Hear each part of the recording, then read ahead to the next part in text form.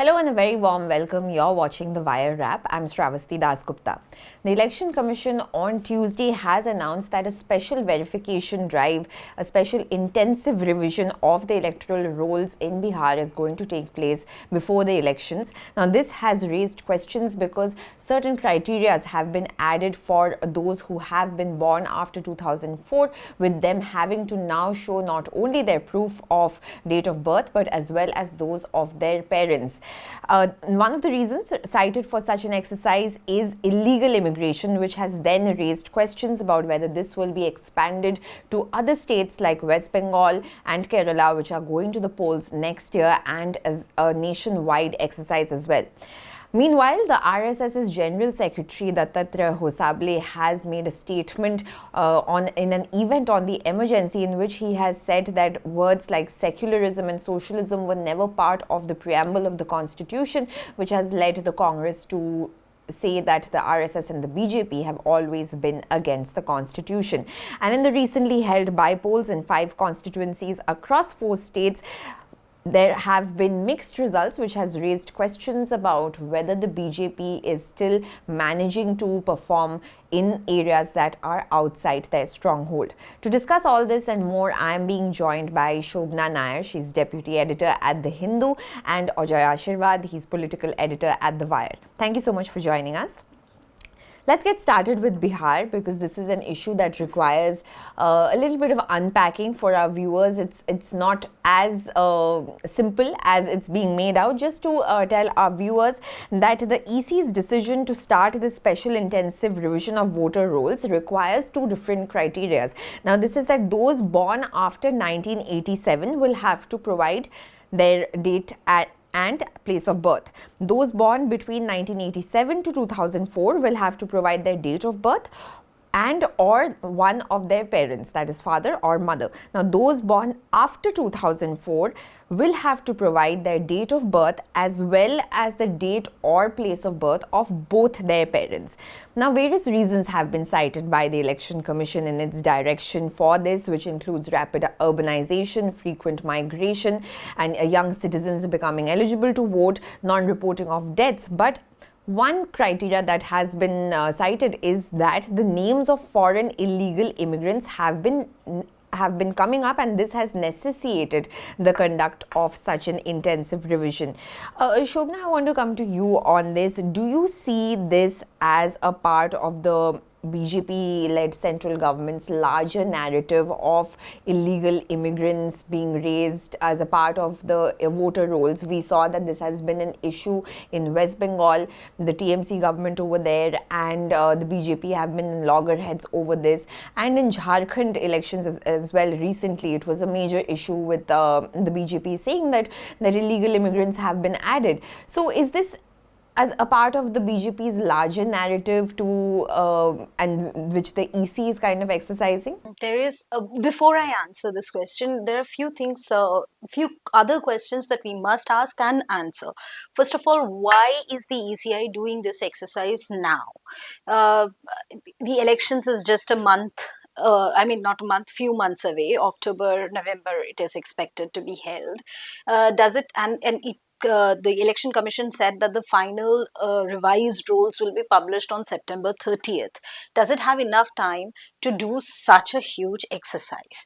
The second question we need to ask is, so what the EC is saying, that EC has put the onus on the voter, even the voters who are already on the electoral rolls, to prove that they are eligible to be on the voters roll. That is deeply problematic. You basically you have to look back when the first elections were held in 1952, 51, 52. The whole and in a situation where the country's borders were still sort of overflowing with refugees slash migrants, depending on which community you belong to, the label would vary from refugee to migrant. In that situation, the EC had gone out of its way to bring in an inclusive criteria. They the criteria back then was that you had to be born in India, Indian territory, or you have to be because at that point there was so much fluidity. 180 days of residence is good enough to vote in the election. So the whole idea is, in a democratic setup, it is essential that everyone has a voice. Electoral rolls, therefore, form the very the basic building block of a democracy. And here you have to be inclusive, and you have to err on the side of inclusion rather than exclusion. Now, what is this saying? That you prove that you are a citizen and therefore you're part of the electoral roll. The other very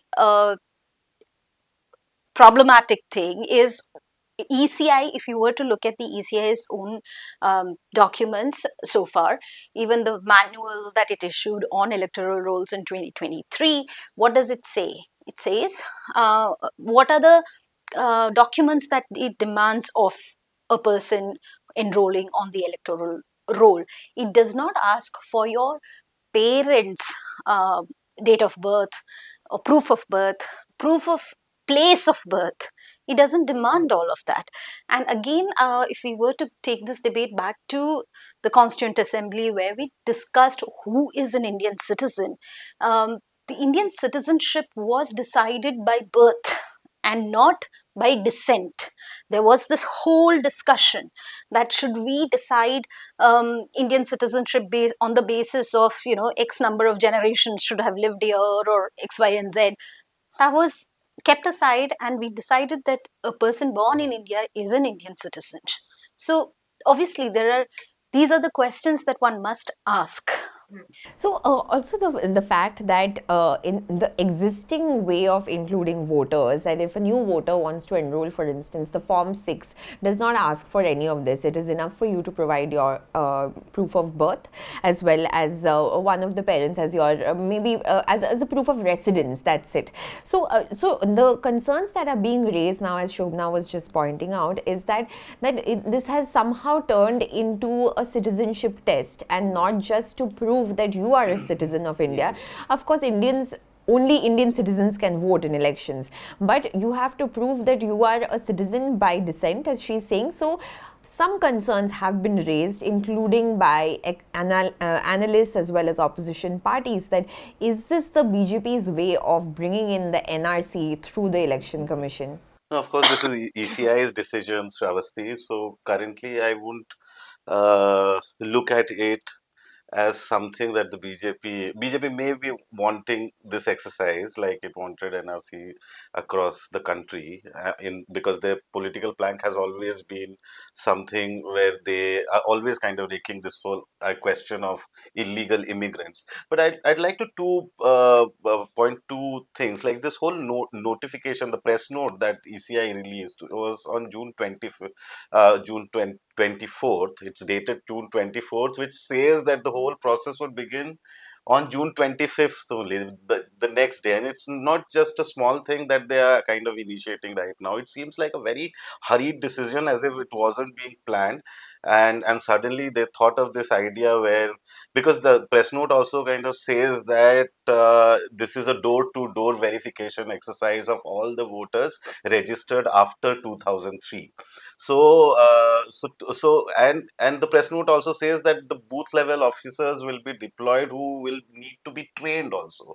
So clearly, it clearly shows something that the ECI is not prepared now, and it plans to prepare itself for the whole exercise. And look at the deadlines. So what the first draft roll would come as early as August. So the booth level officers who need to be trained now will have only a month to prepare the draft roll.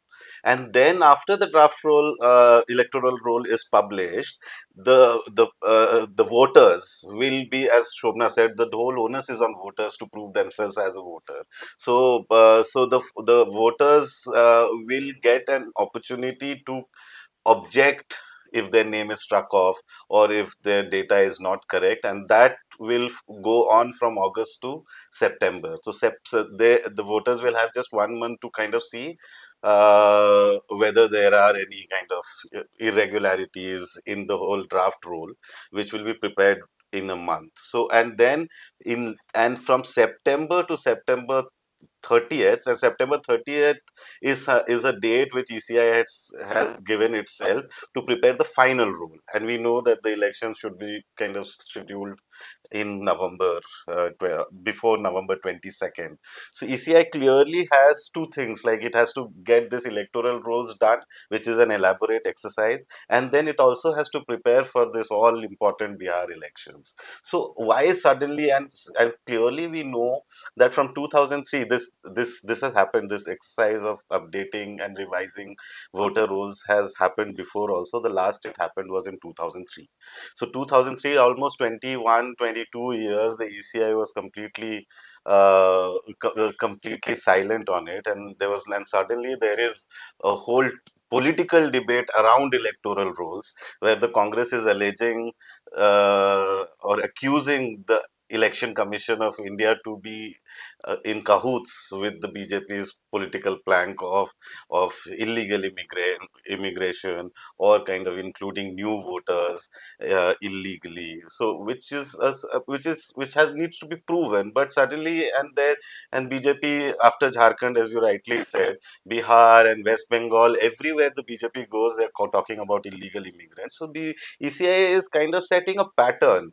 When the opposition asked that, the Rahul Gandhi asked that you need to, there can be some irregularities which are being reported, so you need to kind of, for the sake of transparency, you need to release CCTV footage. ECI immediately went ahead and amended the election rules to stop the release of CCTV.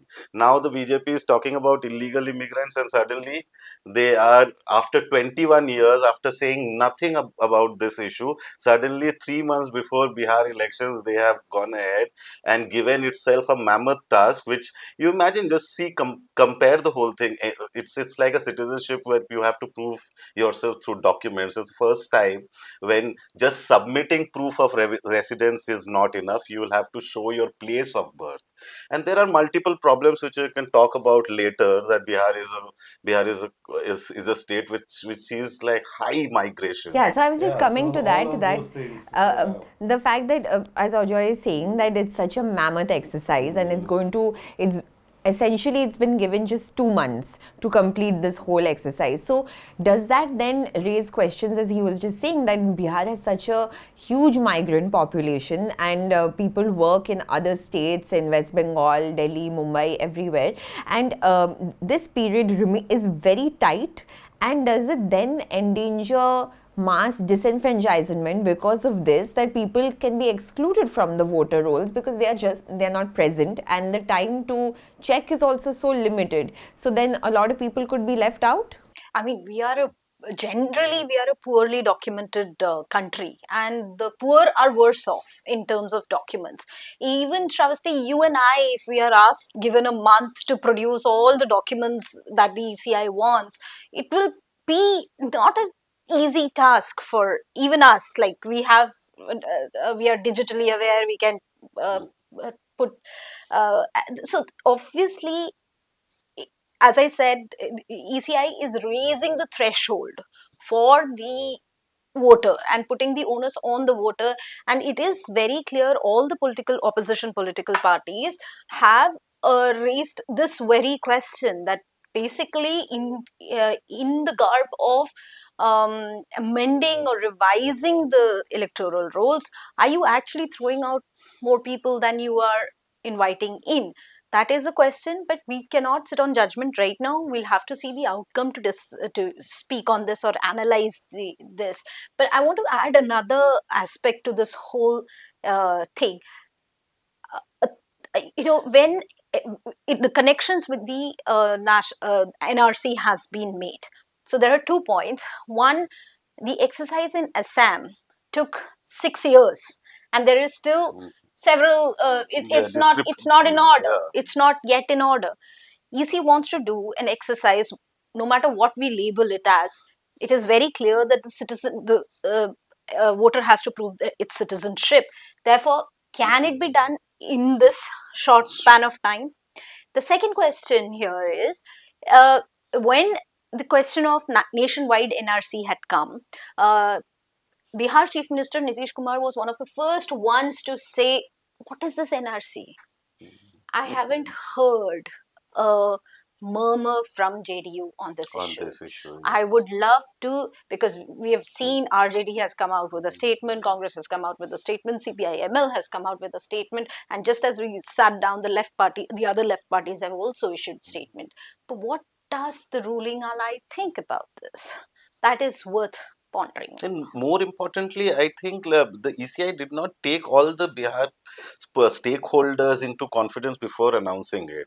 This is a time. It seems like a very hurried decision. Absolutely. Yeah, because the ECI kind of election commission just did not give any indication whatsoever that something like this has to come. This is a time when election commissions are generally very busy Hmm. preparing for the upcoming elections, and Bihar, as we know, as is like very tightly contested election.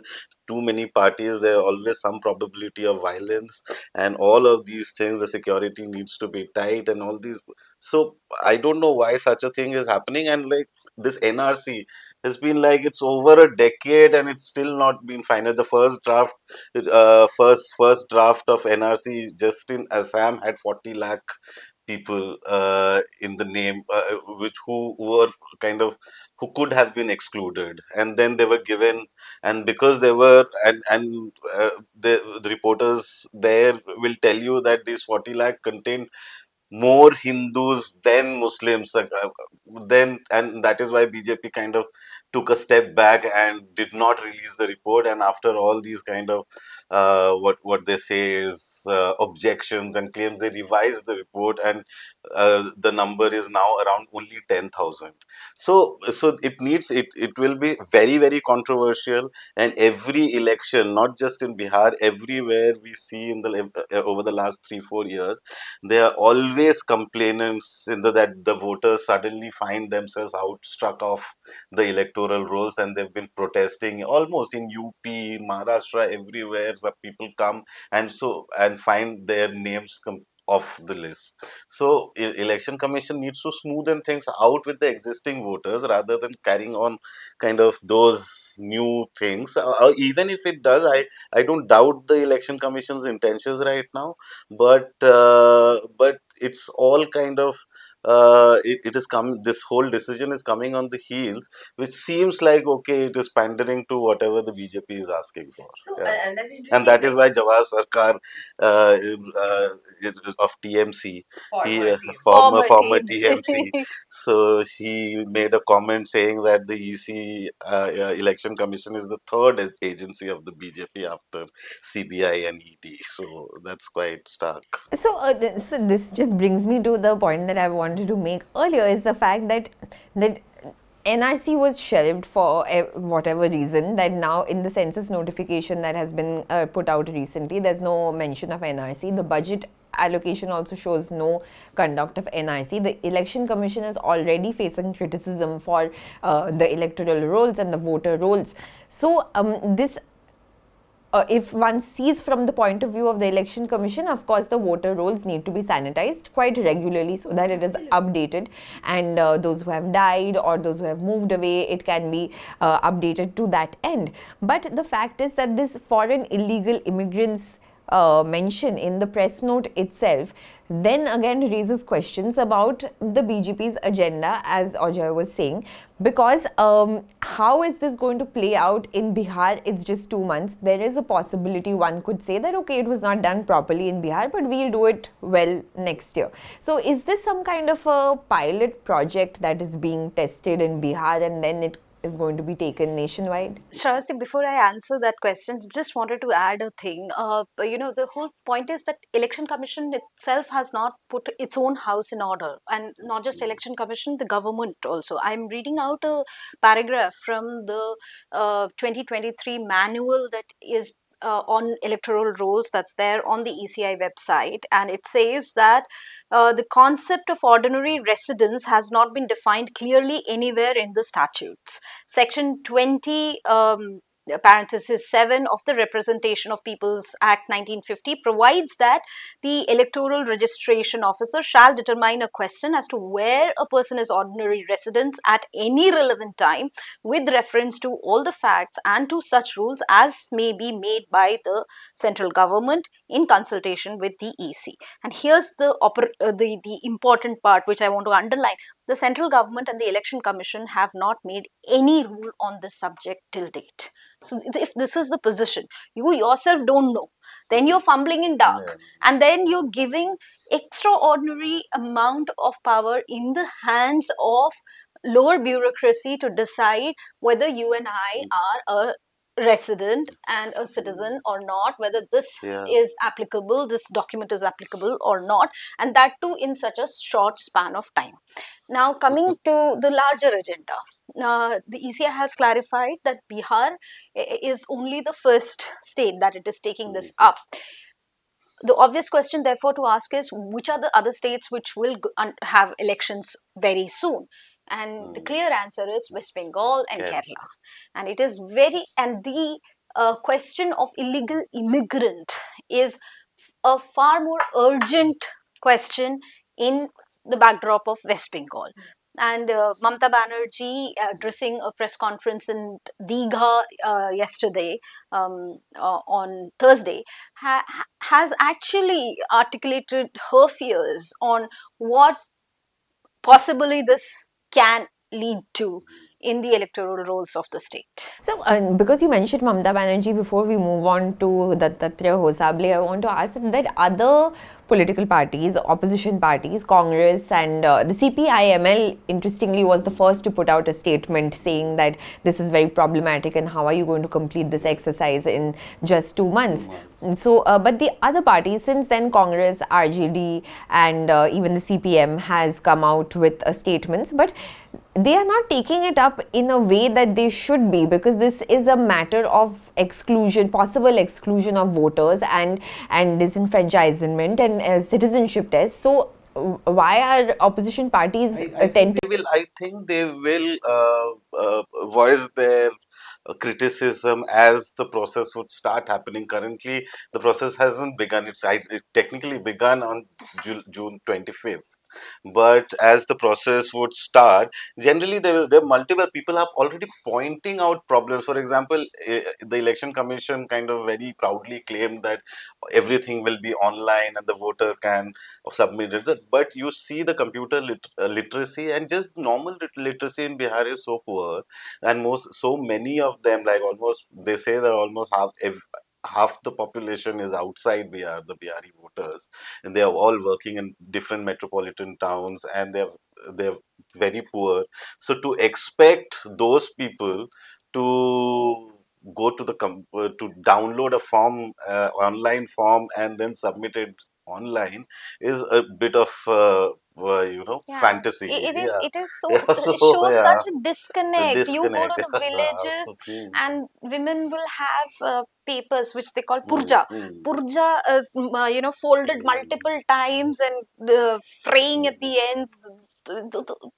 We just don't realize Uh, how so difficult we are even if making. we are dealing with voters who are testing the kind of genuineness of voters after 2003, we are still dealing in the numbers would be somewhere in crores.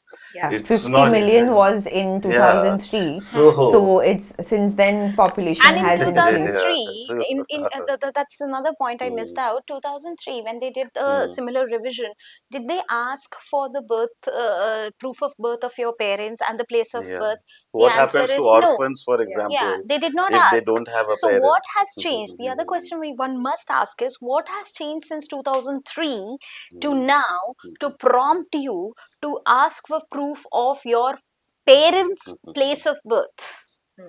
And why wasn't it done earlier, say a year earlier before the Bihar elections, in just on the heels of Bihar election? That is what is raising eyebrows. And now what I see, what do as a political reporter, I foresee that okay, this will become a major burning issue ahead of the polls, which will be taken up by different BJP will completely support the idea, saying that okay, and anyone who voices any form of criticism, BJP will brand them as those who are kind of encouraging and supporting illegal immigrants. Yeah. So at a time when the opposition is trying to bring out different kinds of issues around of the economy, unemployment, poor governance, Yes. all of those things, This does this yeah obscure yeah the this yeah this economical makes agenda. and it completely foregrounds the idea of illegal immigrants, because this will be the biggest flashpoint where opposition, instead of only voicing these kind of concerns which they've been raising for a long time now,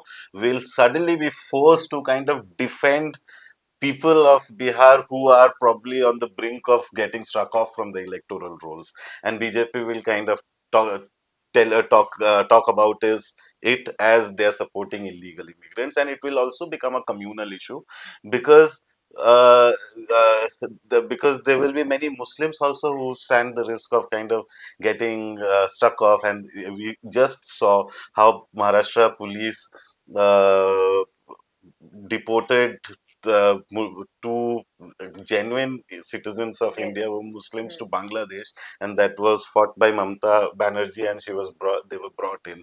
So these kind of with these kind of prejudices, this is how I see it. It can become a communal issue. It can become an issue where BJP will try to kind of play it up to obscure the issues like unemployment and all those kind of uh, issues that the opposition have. So we'll have to see how that plays out in the coming 2 months, because the exercise has already started and it's going to be updated by September. So we will be keeping a close eye on that. But let's shift a little focus to what the RSS is saying. The RSS at an event commemorating the 50 years of the emergency, Dattatreya Hosable, who is the General Secretary, has made some controversial remarks, and which has led the Congress to accuse the RSS BJP of being anti-constitution and insulting the constitution that was made by B.R. Ambedkar. So I just want to tell our viewers what Hosable said. He said that preamble of the constitution Baba Saheb Ambedkar made never had these words, referring to socialist and secularism.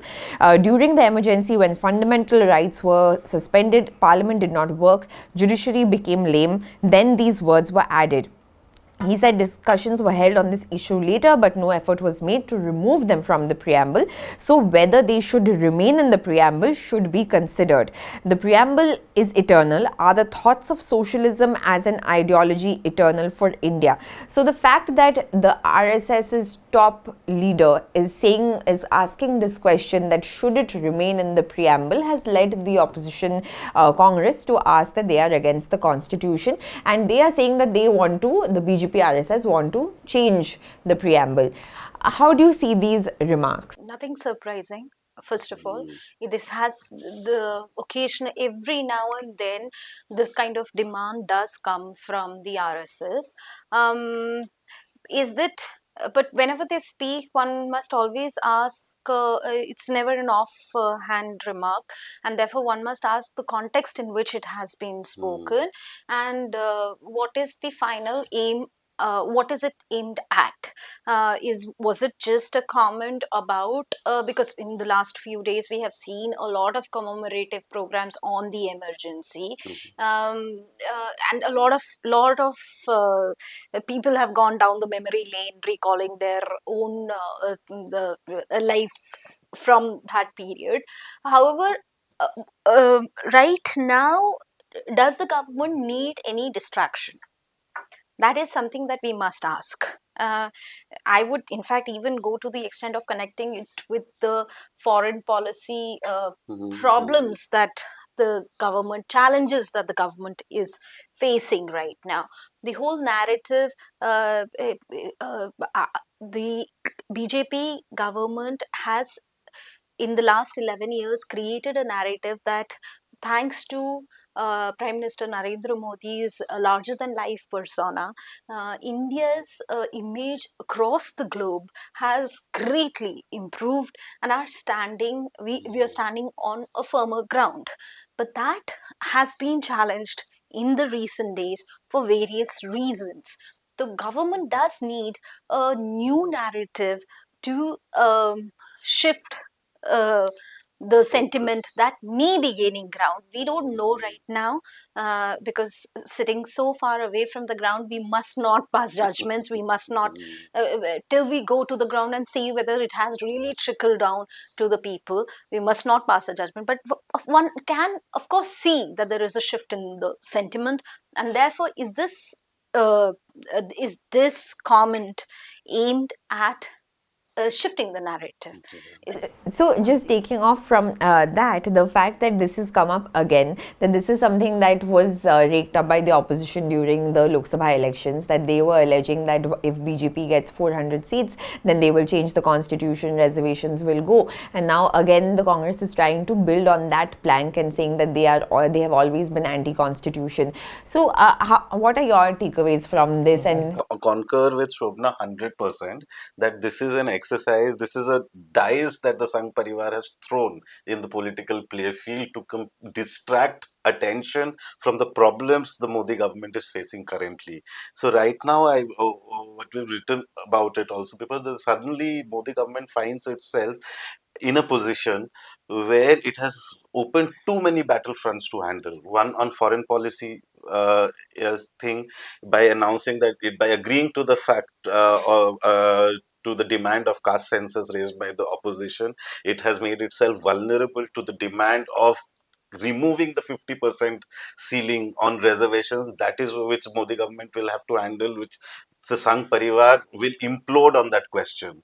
And foreign policy, it is getting a lot of flack, and that whole idea of Vishwaguru that Modi government was trying to project itself as has come down crashing in the aftermath of Operation Sindoor. The third is like with different kinds of, you saw the bypolls, so the BJP did not fare well at all and did not like seem that it is increasing its footprint anywhere else apart from its traditional strongholds. And there are so many unemployment, inflation, and suddenly the economy is not doing well, and everything that this government is trying to make an issue has come kind of a cropper. So this is what now Dattatreya Husable, who has to be taken really seriously because he is the number two practically in the RSS, and he is now talking about socialist secular, which has been a drawing room conversation in the RSS for last 60 years. You talk to anyone in the Sangh's camp, and they will talk about how socialist and secular wasn't an original part of the constitution, but it was brought by Indira Gandhi forcibly and imposed on Indian, and it kind of what fundamentally changed how the nature of Indian civilization, which is quote unquote 5,000 years old. So this is what they have been done, and now they are kind of so this Samvidhan Hatya Divas that BJP is now celebrating to kind of be, that is also a difficulty that Modi government was. It came down from 303 to 240 because Samvidhan Khatre mein hai became very big, the slogan raised by the opposition, and now they are trying to kind of overcome that obstacle, and now currently saying, oh, 42nd amendment mein ye this socialist and secular was introduced. So now, but the thing is that RSS will stand isolated in this kind of a demand, because socialist and secular is something which only the RSS, even when Indira Gandhi brought about the 42nd amendment during the emergency, and the subsequent Janata Party government reversed many of the provisions that 42nd amendment had introduced.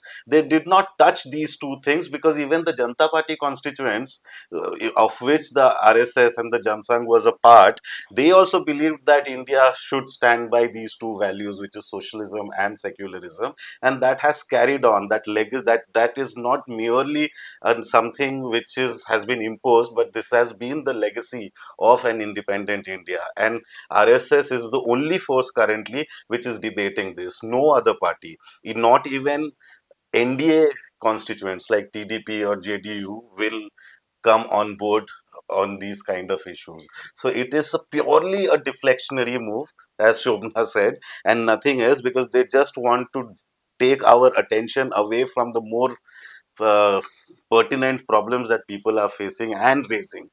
So this is what I. Also, the parliament session is coming up in just about 20 odd days, 20-25 days. So, do you think that this is going to come up in parliament? Are they going to raise it in parliament to bring this up? And because there are a lot of other issues that the opposition wants to corner the government on in parliament. They have been demanding a special session on the India-Pakistan conflict for a very long time. That did not happen. Then Trump's claims, that also did not happen. So Pahalgam attack itself, that also didn't happen. So there are many issues that the opposition is looking to corner the government with. So do you think this could be taken up by the government as an agenda to kind of shift focus? One cannot see one great thing about this government is that one should not risk making any predictions. It is a government which, all said and done, the information flow is very tightly. It's secured, and so I would not hazard a guess whether the government will bring in this. But one thing I can say for sure is that this will be a very heated session, since the opposition has a whole lot of questions to ask. And usually we have seen at such times when the opposition's armor is kind of full, the number of disruptions from the treasury benches also rise. So that's the So we'll have to see Parliament when it starts next week, but next month. But before we wrap up, I also want to talk about the by-polls that took place earlier this week. In the by-polls conducted in 5 constituencies in 4 states, the BJP has won only from its bastion, which is Kadi in Gujarat, while the Aam Aadmi Party has bagged 2 seats, that is Ludhiana West in Punjab and 1 more in Gujarat. Now, the Trinamool Congress has retained the Kaliganj constituency in West Bengal, and the Congress has won Kerala's Nilambur, which it has wrested from the LDF front, which is led by the CPIM in Kerala. Crucially, the BJP and the Congress had contested all 5 seats, but the BJP has only managed to win 1 out of all this. What are your takeaways from this results? I won't really sort of assess BJP badly about these results, because Kerala is not a state where they have, despite all the song and drama about their performance in Kerala, for them to establish themselves in the state, it is still a while away. Punjab, again, it has been traditionally, BJP has found it tough to find sort of expand its footprint. It has a significant presence in Punjab, but again, this is not something that I'll assess or tick again, mark against the BJP. Congress, however, I would really, I mean, despite the fact that in the tally they did win Nilambur, and a lot of things are being said that this could be the precursor, and this is it. This Congress government is coming next year in the state, and so on and so forth. One cannot say confidently, because I'll take by-polls with a pinch of salt, because a lot of by-polls are dependent on the local factors and how things are going. Aam Aadmi Party, however, I would say it is spectacular that despite their debacle in Delhi, they have managed to hold on to the Gujarat seat. Punjab by-poll was actually a very high value by-poll, because you had a sitting Rajya Sabha MP contest from there. So obviously there was a lot of help that the AAP got there. But for me, the biggest takeaway of this by-poll results is that AAP managed to hold on to its seat in Gujarat. Yeah. So, what are the takeaways for you, Ajoy? The fact that the Congress needs to introspect that again it has that 1 seat in the south which it has claimed triumph over.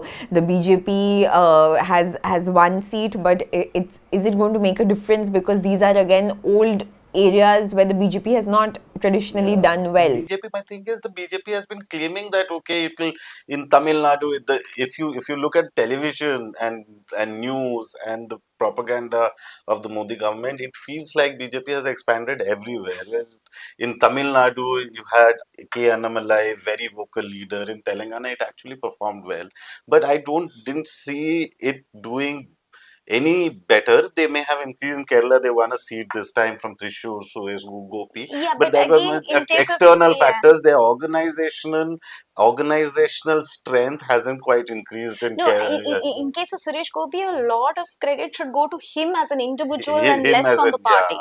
And in Tamil Nadu also, after like looking, reflecting over whether they should go alone, because K. Annamalai always came out and said that we will be a post-Dravidian party and will bring like national politics here. And now again they have decided to go with the AIADMK for the next election. And today Amit Shah has actually declared that the chief minister will be AIADMK, almost kind of conceding that space that you are a bigger constituent here. Telangana also, it was a resurgent force, but now again it seems to have completely dissipated. Odisha is the only place where I think it has gained at the cost of Congress. But Congress has to be introspect for a long time now. Everyone's been saying that, but generally you see that how in Nilambur, where Congress has a very solid organizational presence and the organizational discipline, they have had problems at the leadership level, internal factions, but still it cannot be discounted as a no for it's a properly disciplined party Hmm. in Kerala. And contrast that with its organization in Gujarat, where it has been the sole opposition for so many number of years, and Rahul Gandhi has to go there and give a speech that there are so many leaders in Congress here who are actually agents of BJP. So this is what, like, how the Aam Aadmi Party it did really well to retain that Visavadar Yeah. seat, and and I think seems very well placed if Congress is now running a lot of pilot projects that okay is making like those district level leadership changes and all those, thinking of social representation on communities, how to go about it, and and making some important changes at the organization so that it can grow as a party and it can also kind of establish itself as the party. But everywhere, both in Punjab and in Gujarat, I think Congress has to contend with this fledgling Aam Aadmi Party. And in Punjab, with Shiromani Akali Dal going down, and they just got 8,000 votes. And last elections also they did not, and it was a principal player. So now, and BJP is concentrated in urban pockets, not so much in rural areas.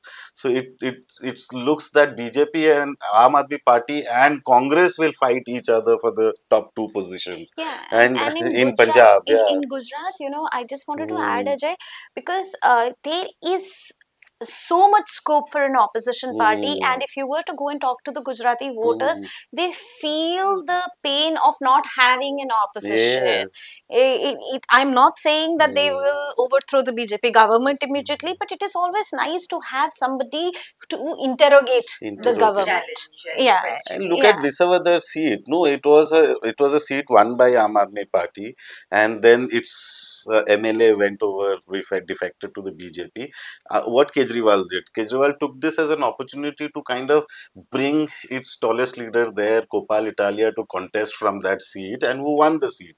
Congress took it as a business as usual, and Hmm. that Junagadh seat had already always been an opposition bastion. For the last 18 years, the Visavadar seat was not won by the BJP despite forming governments every successive time in Gujarat.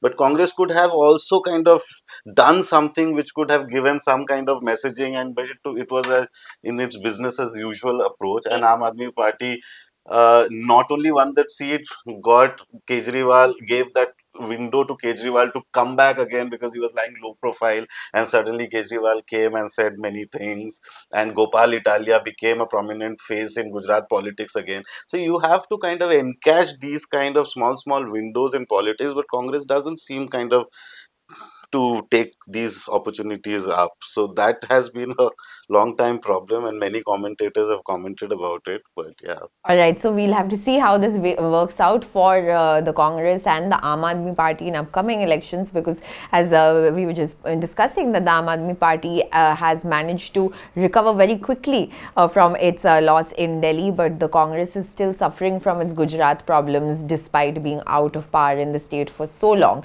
So thank you so much, Shobna and Ajoy, for joining us, and to our viewers for watching. I'll see you next week.